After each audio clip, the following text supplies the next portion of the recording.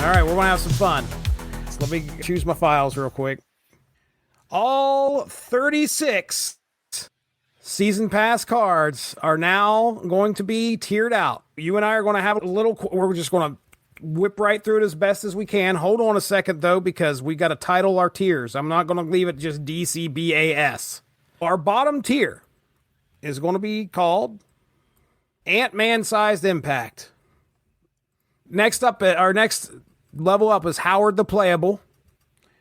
Third tier is going to be Shield Level Clearance Required. Second from the top is going to be Cool Factor of 12. Oh, nice. Nice.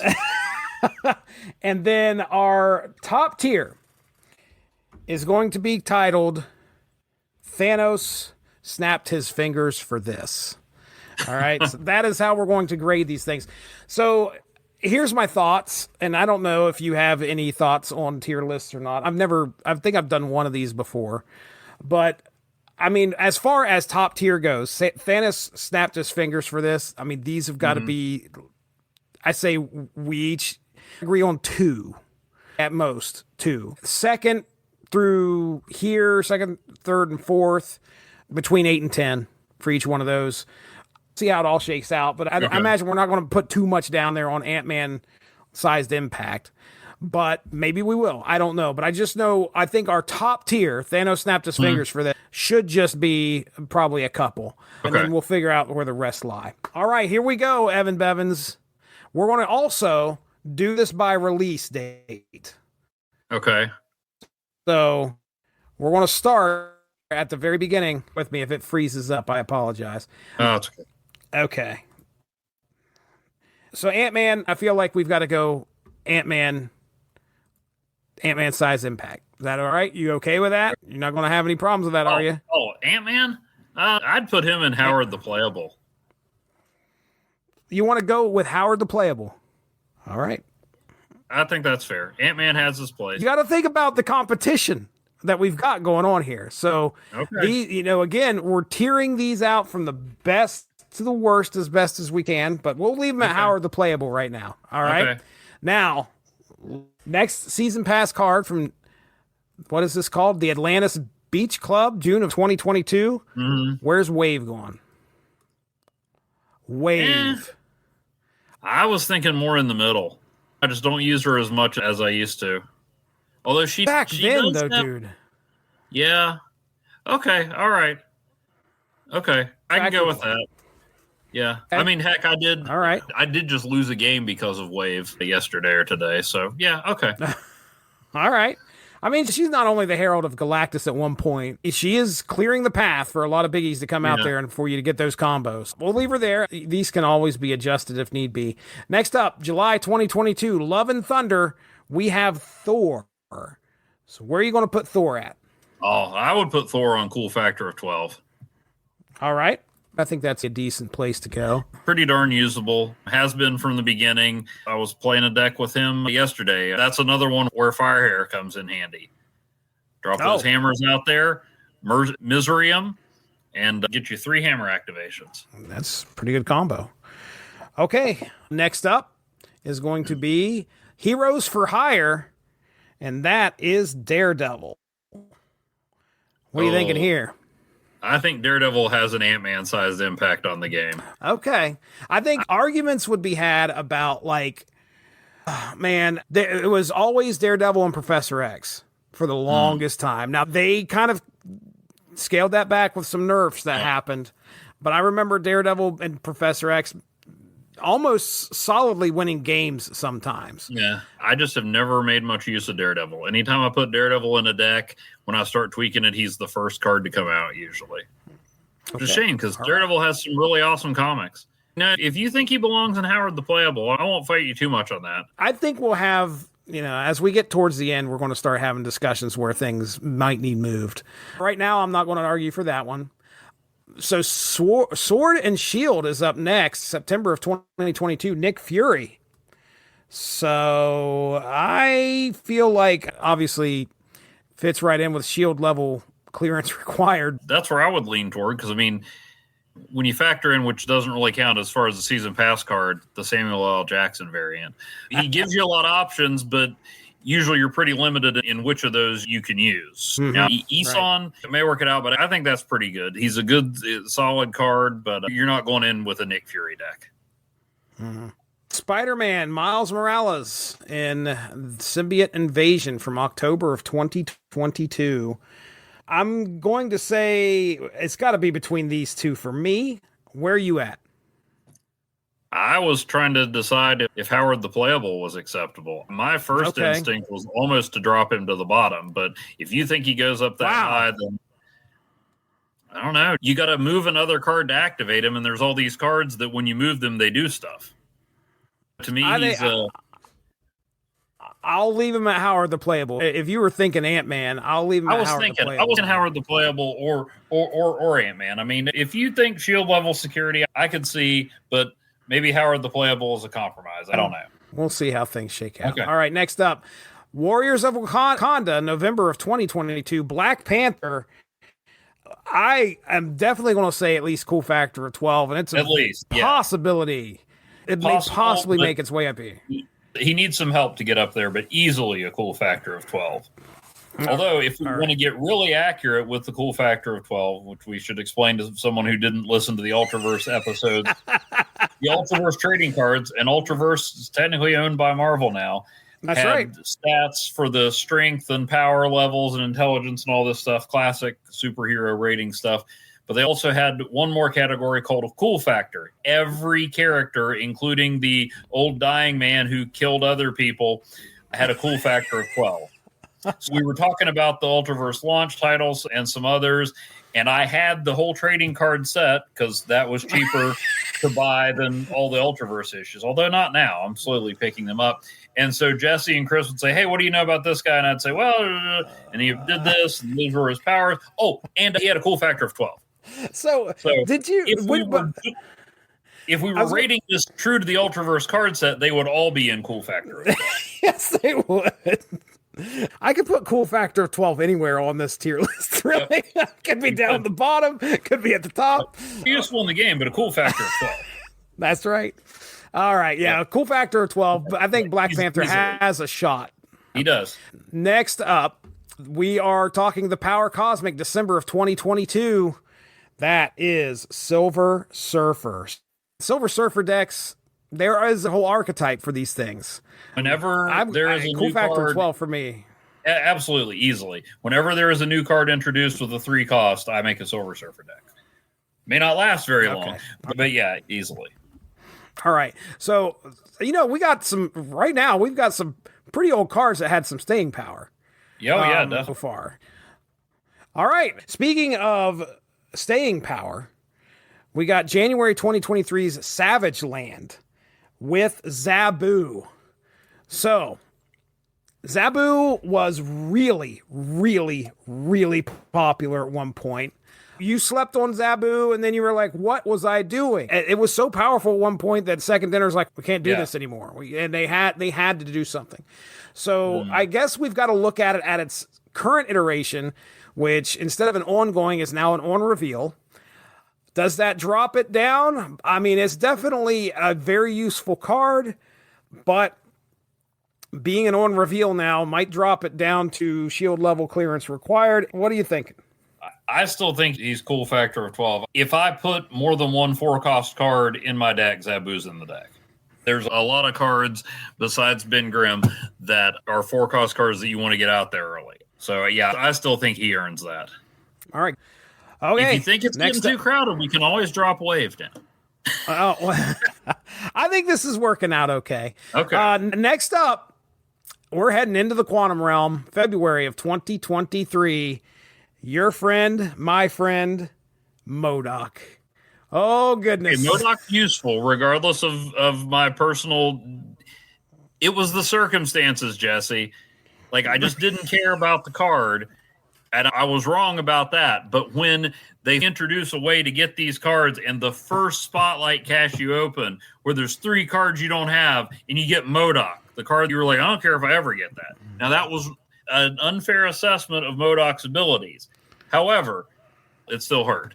Despite that, given how useful he is in discard, which is gaining strength, I would give him shield level clearance. He's useful. He hasn't made it into my Khonshu deck yet, but he could easily be there. I just don't know who to take out for him because I like having those 2 low power 5 costs in there, and I feel like I'd have to get rid of White Tiger to put him in there. I like having the lower power ones. But yeah, MODOK is a useful part of a strong, consistent archetype. Okay. All right. Yeah, he's locked in to, certain decks, that's for sure, because you don't want to put him in anything else other than what you think he'll work with. I will leave him there for right now. We are going into March of 2023, Days of Future Past, Nimrod. So Nimrod, I mean, if you're playing Destroy, I wouldn't say it's completely locked in there. You can see Nimrod a lot of times hanging out with Galactus. He can be hanging, but it's mostly Destroy cards or something that gets him destroyed. Yeah. I'd put him in the middle or maybe the playable since he is somewhat limited. I mean, he's not a card you can just throw in any deck. I could see either one. So whichever one you think. I'll say Howard the Playable. We'll go with Howard the Playable for him right now. He might move up, but we'll see. All right, next up, we are going to Hitmonkey, Animals Assemble, April of 2023. This is a card that you have to be able to figure out how to get out there in order to make some type of impact. So there's only certain combos that can work with this guy. I don't think he's Ant-Man size impact, but I'm going to say Howard the Playable here because I really don't see him being anything above that. You got any thoughts? I think Howard the Playable is his ceiling. I never used him until I tried him out in High Voltage, the last High Voltage event.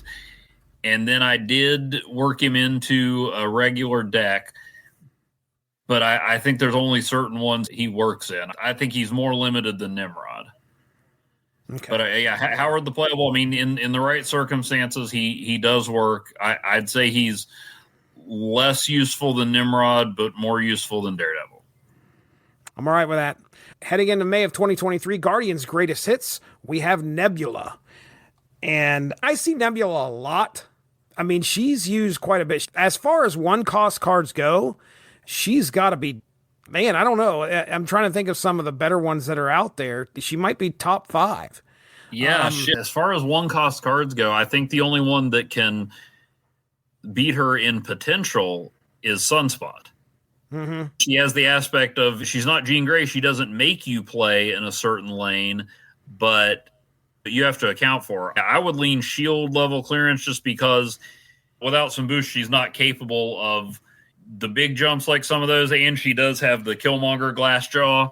I would lean toward shield level, but you could talk me into cool factor. No, I think shield level clearance is probably good for her. Just like you said, she would be taken out by Elektra.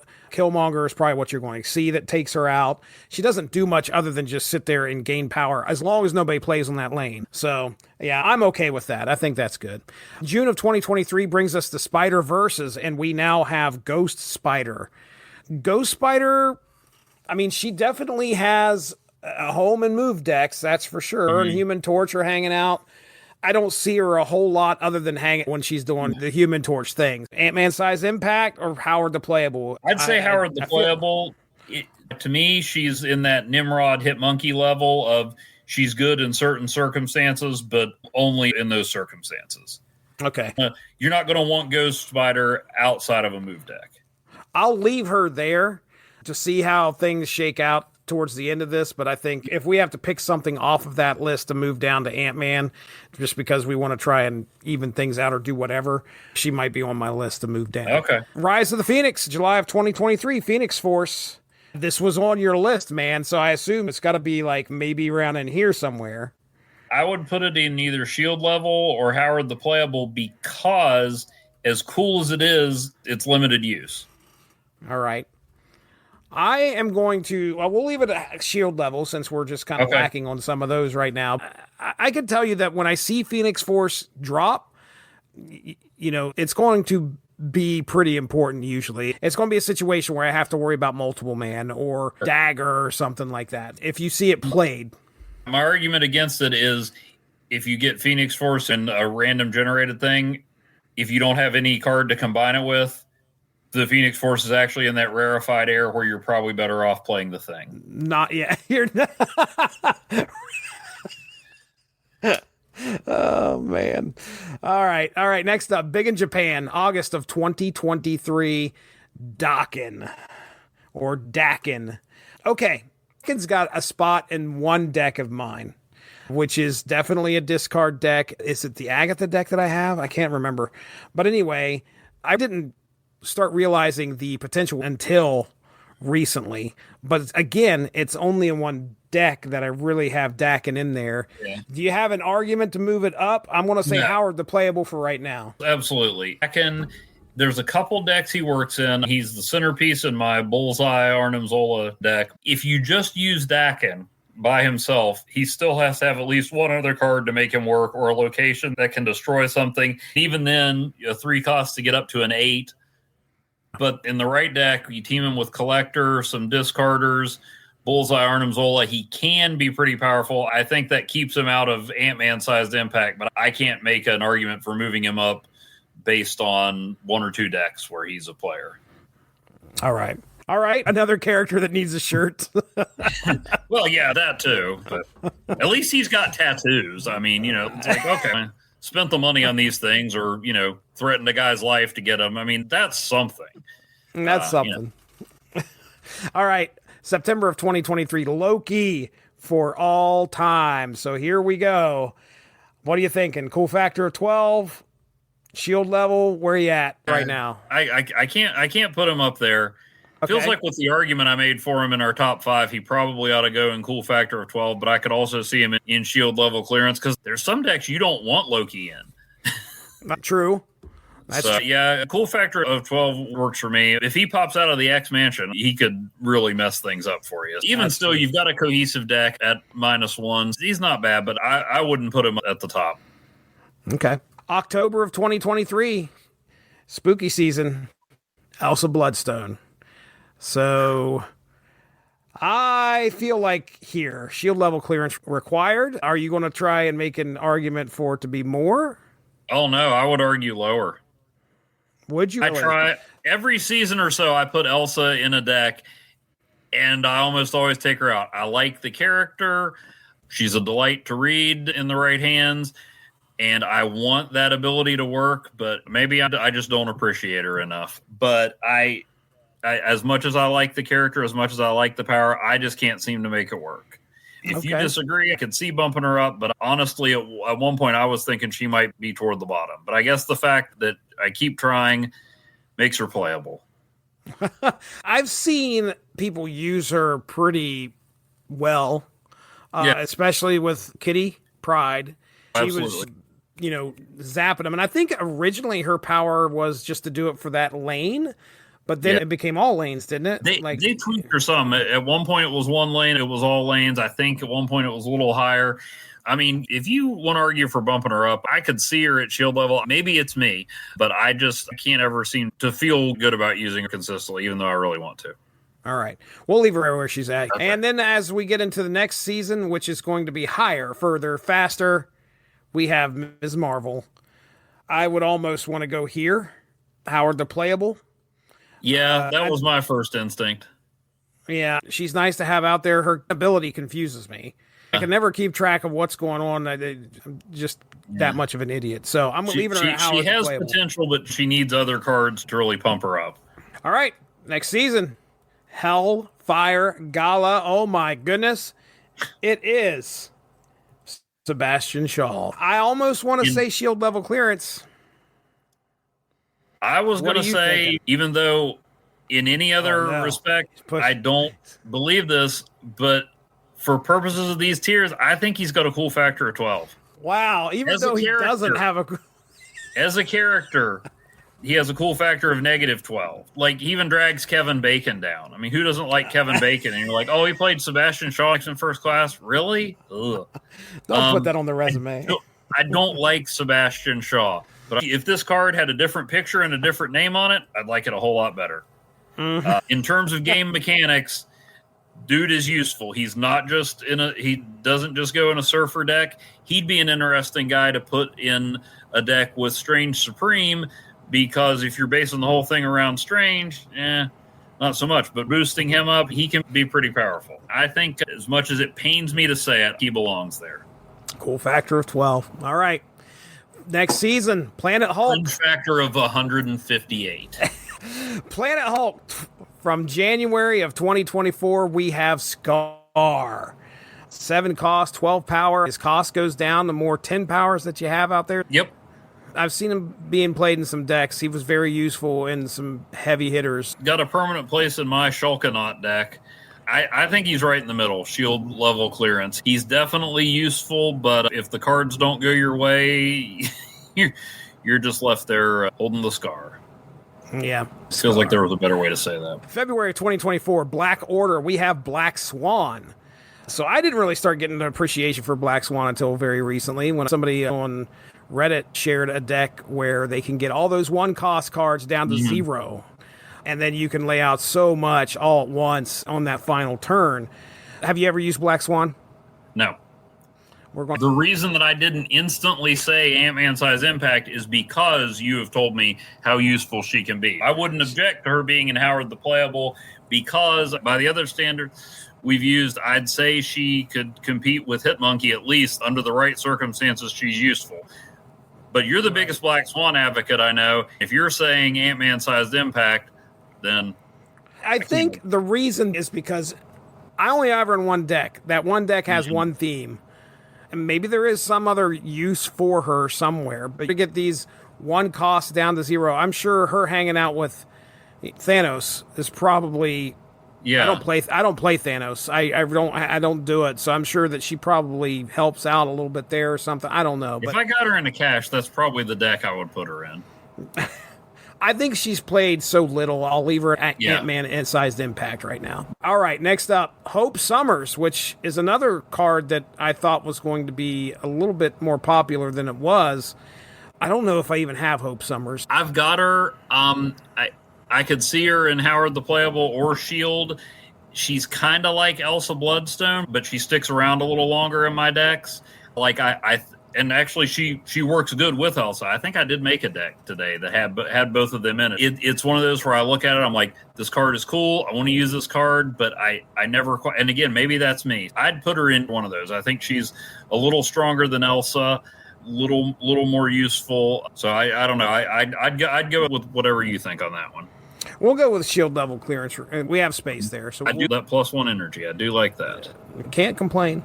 Yeah. April of 2024, 1 year ago, Thunderbolts released, and Baron Zemo, who I believe is a very useful card. I have used him quite a bit, and he's, when you could steal a card from the other player, granted it may be the lowest cost card, but you're bringing that over to your side, and he's already at 3/5, so... He hangs out with Cable all the time in my Body Slide by No Fun deck. Right. Which one you going for here? Cool factor of 12 or shield level clearance required? I'd still go shield level clearance. He's very useful, but still not over the top to me. Okay. I think he's very solidly in shield level clearance and in no danger of dropping below. All right, and then we have May 2024, my top card, which is based off strictly because I really wanted it, Blink. I don't see her very often, other than in Hella decks, I think, is usually when I see her, which is kind of sad. Yeah, she's a card that I want to use more. I haven't experimented a whole lot with her. I would probably lean toward Howard the Playable with no danger of dropping to Ant-Man size impact because 7 power, bringing in a card, she's useful, but I'm with you. I don't see her a lot.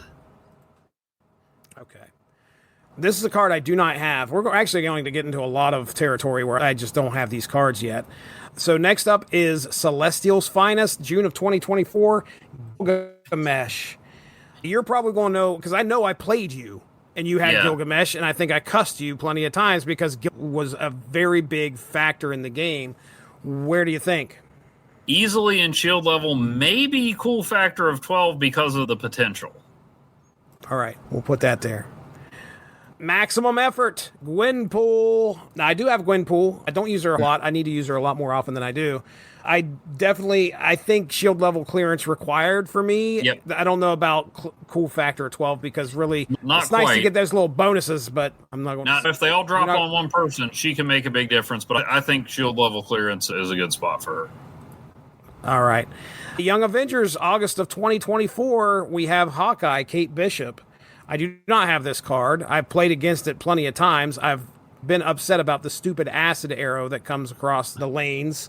2 cost, 3 power. I don't know how much impact she's making. The arrows do get annoying. Do you have this card? Yeah, I have it. I use her a lot. I'm not sure about the impact being huge, but she fits in a lot of things. Like she fits with Collector. For a while, I had her in my Arishem deck because depending on what arrows she gets, she works with a lot of different cards. There's a chance you get arrows that don't really help you out. I'd probably go shield level clearance just because she's pretty useful. We have a lot of cards in Howard the Playable because there's only certain times they work, and she doesn't have a huge impact, but she fits in a lot of decks. All right. Next up, Symbiote Spider-Man. Oh my goodness. The Amazing Spider, September of 2024. This was up there, dude. So are we going cool factor of 12 easy? I might put that one up near the top. Oh, Thanos snapped his fingers for this? I guess my appreciation of what put it at number 1 on my list was the significance of it, like some outside the game factors, an iconic Spider-Man image and introducing that. I don't know if the card itself belongs higher than cool factor of 12, but it's close. We'll leave it there, and we'll leave it at Thanos snapped his fingers for this, and we can drop it back down if we need to. We can bring it down right now, and then we can make our decision later. I think it's easily cool factor of 12. Okay, we'll leave it there. Hands down. We'll come to the end of this. Unless we have another one of these cards where I'm just like, okay, that's definitely top tier. We'll go through this and we'll make our choice as to what belongs in the top. Okay. Number. October of 2024, We Are Venom. This was a card that I was like, oh, I need to spend and get money for this on the season pass. I will say that Howard the Playable. That's me. Do you have any argument for Agent Venom? I have no desire to have Agent Venom. The only reason I would want Agent Venom is to see if I could figure out a deck they would work in. The only usefulness I see for Agent Venom is for a Cerebro deck, and when they buffed his power, they took him out of it. You need Valkyrie in there to kind of offset that. One of the things that really drove me nuts was now you have to work on the more cards that you're hoping for in order to pull this combo off, the more pain in the butt it is.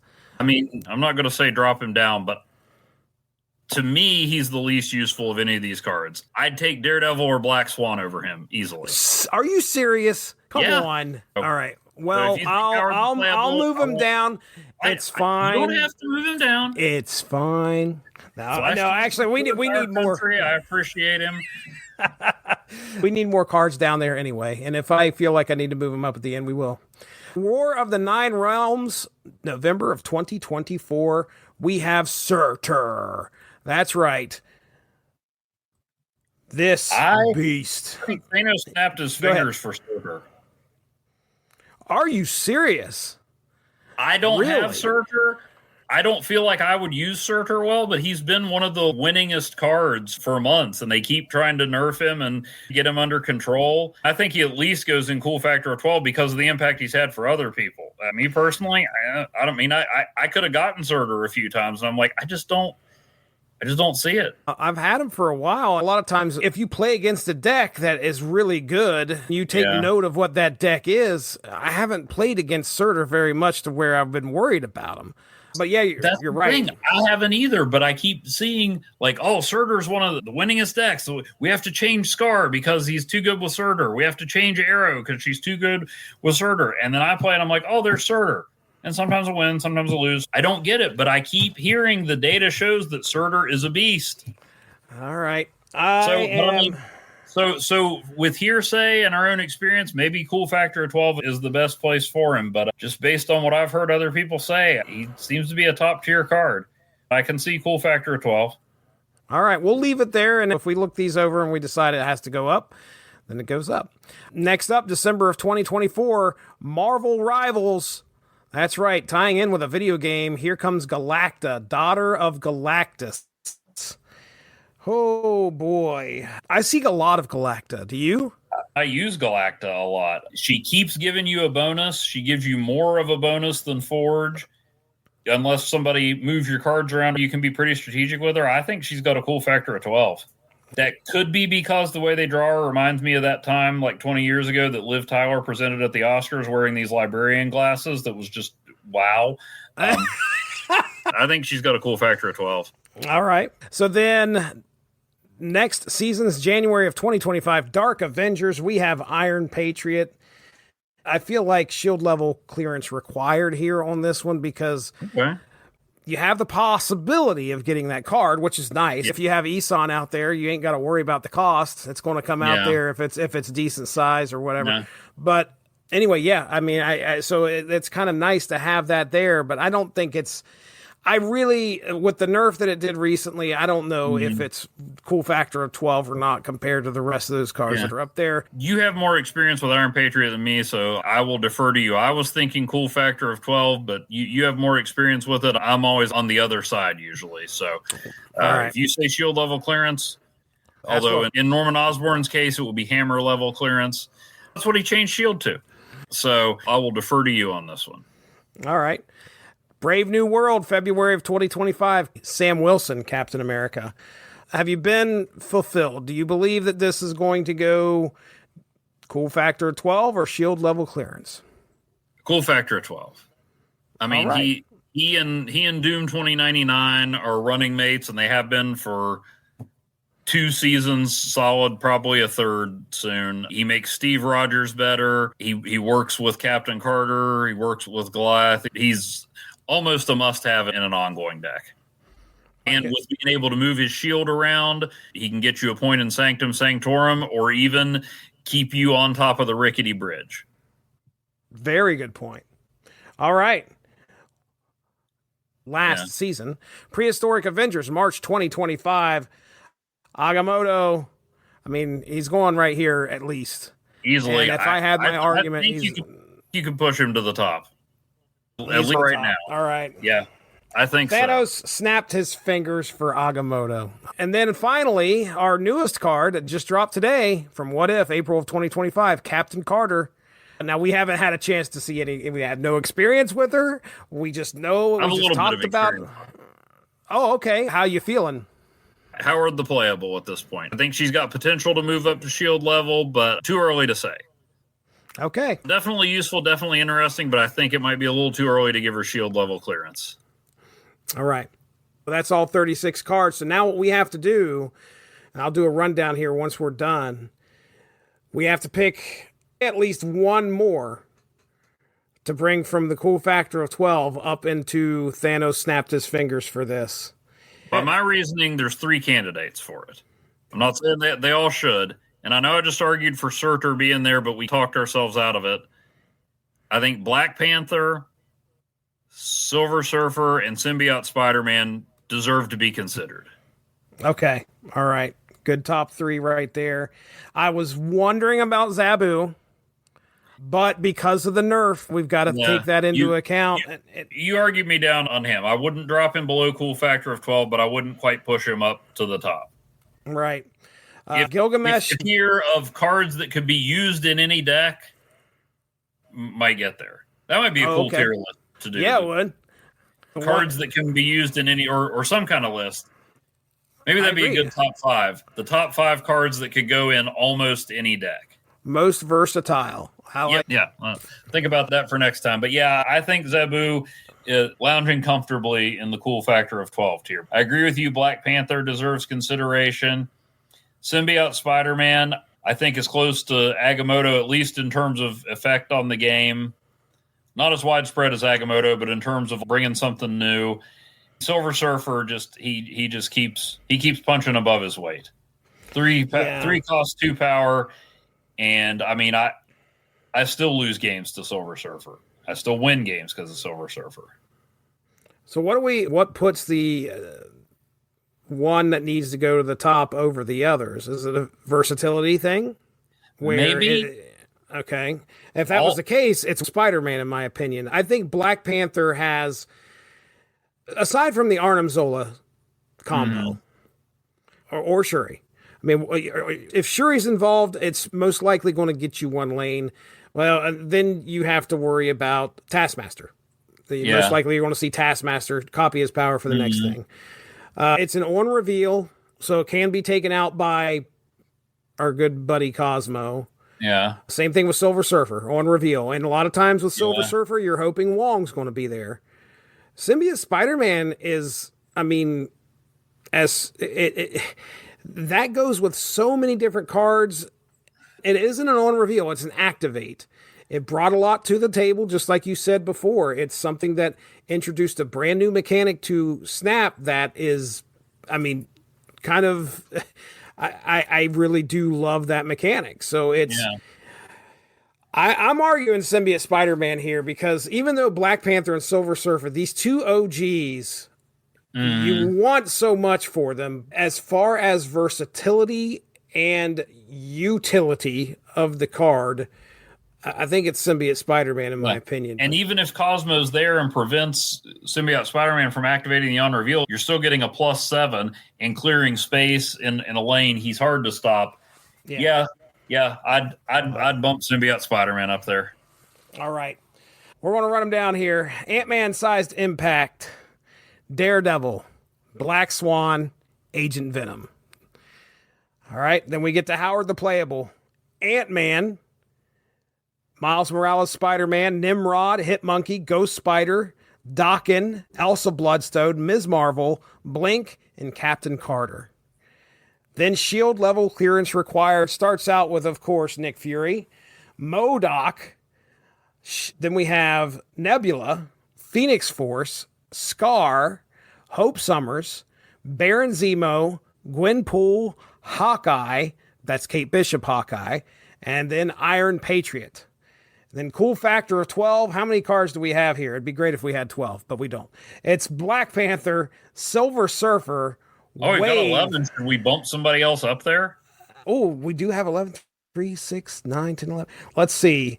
Iron cool Patriot. Factor of 12. Yeah, because you were thinking that before. Iron Patriot gets a bump and is now cool factor of 12. And the 12 cards that have cool factor of 12 are Black Panther, Silver Surfer, Wave, Thor, Zabu, Loki, Sebastian Shaw, Gilgamesh, Surtur, Galacta, Sam Wilson, Captain America, and Iron Patriot. So there's your 12 by 12 right there.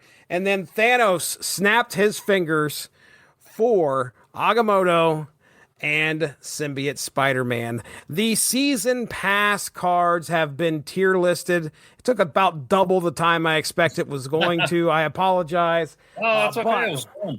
That was fun. That was fun. I'm going to take a screenshot of this so we can share this on Twitter. There it is, the tier list of the season pass cards. Beautiful stuff right there. All right, man. Well, there it is. Let's go ahead and get into plugs here. Evan Bevins, what do you have going on over there at Asterisk 51? Marvel is in the midst of a crossover called One World Under Doom, where Dr. Doom has taken over the world. It's one of those comics where there's no politics whatsoever. Never been politics in comics. None. But it's not the first time Dr. Doom has taken over the world. It may not even be the second time. But the first time in continuity was in Supervillain Team Up number 14 and Champions number 16. If you haven't read them, read them, then come on over to Asterisk 51 to check out my commentary and review. It's why comics were made. It's just so much insane fun. You got the Champions, the Hulk, Magneto, the Avengers, Dr. Doom, who takes over the world off panel, and it all starts to unravel because he's bored and no one knows he won. Oh, that's great. I read it years ago, and I picked it back up to tie in with this, and I was like, I hope it's still as good as I remember. You know, sometimes you build stuff up and you go back and revisit. Oh, it's so much fun. So much fun. Jimmy Carter. Great. Jimmy Carter's in it. Oh, nice. Yes. Nice. Just glorious, absurd, wonderful comic book fun. Love it. And we learned that the Vision breathes, but Ghost Rider does not. So check that out. Another aspect of this crossover is Doom has his own team of Avengers, and this is not the first time Doom has had his own team of Avengers. So we'll be taking a look at that. We'll be participating, you and I both, in JS April, which has more to do with the Justice Society of America than apes, much to Chris Bailey's dismay. So check out the hashtag JS April on X. You'll find over 50 blogs and podcasts participating in all things JSA. Even if you're not familiar with the JSA or the All-Star Squadron, I hear there are people getting into that. And I will have one on my favorite JSA issue and one of my favorite Superman stories all rolled into one coming out later this month. In addition to comics, I also watch and discuss movies I found at Dollar Tree, hashtag Dollar Tree Cinema, and I'm finally doing something with all those free comics I've hoarded over the years, so check out hashtag Free Comic Friday. Trust me, I understand. Evan already talked about the JS April. Today, my discussion about All-Star Squadron number 19 and 20 dropped in celebration of JS April. It's me and Chris Bailey, Charlton Hero, and we discussed those two issues. We had a good time. It was a lot of fun. I learned a lot. Just like Evan said, some people were getting into this, don't know much about the JSA, and I learned quite a bit. Although we also learned about the All-Star Squadron as well. Learned about Brainwave. About JSA. Sing it. And then what else I can say? We have the Source Material Comics podcast, which just dropped this past Monday. Me and Mark Radlich are in the midst of going through Dan Slott's run on She-Hulk. Our discussion on the second part of the 2004 volume dropped, and we have the 2005 volume here coming up in a couple weeks. And listen, if you missed the Rafferty saga in 1990s Ultraverse, have I got you covered? Now, Jesse, I haven't read the Rafferty saga, but I'm going to go out on a limb and think maybe Rafferty has a cool factor of 12. There's a very good possibility that man has a cool factor of 12. It is Rafferty, one of the vilest villains of the Ultraverse, and it's him messing with Firearm, Alex Swan. And he is killing Ultras left and right. It's been an interesting story. If you catch Unspoken Issues, you should be able to hear me doing some solo podcasts, taking it all the way up to the last issue where I bring Chris Armstrong on, and we have a discussion about the final issue of Firearm and the Rafferty saga. So that's a lot of fun. I've been doing that. I've been releasing that just about every other day. The next episode should be us talking about that final issue, James Robinson's Firearm. With that being said, that over there is Evan Bevins. I'm Jesse Starcher. Thank you so much for joining us. We'll talk to you next season. Have a good one. Bye-bye.